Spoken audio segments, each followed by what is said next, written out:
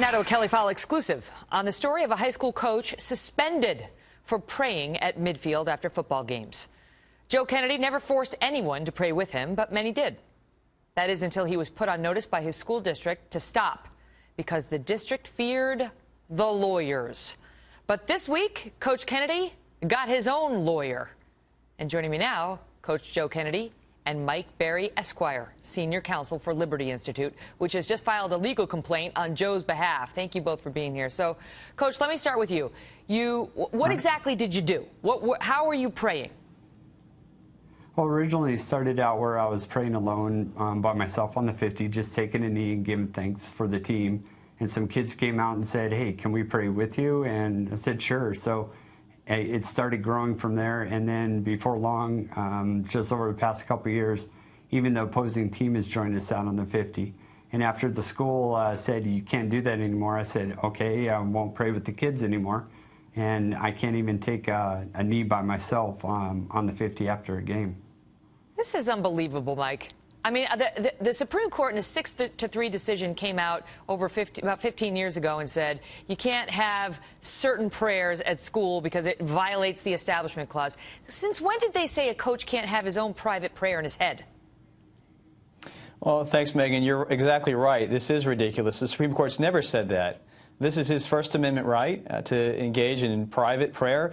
We even asked for if he could just do a moment of silence, and the school said, no, we think a moment of silence is also unconstitutional. Oh, my Lord. So I don't understand why the school district feels the need to bully this coach like this. Well, but you do, right? I mean, Coach, you know what it is. They're afraid of the lawyers. And now, good for you, you're going to make them afraid of your lawyer. But they're afraid that the lawyers for some students or the ACLU or some atheist group is going to come in and sue them. Right.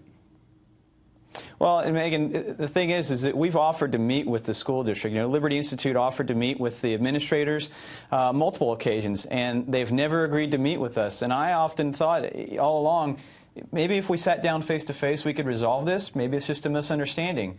But they're unwilling to meet with us at this point, and they've really forced us into this position of filing this EEOC complaint. Coach, what do the students say to you about it?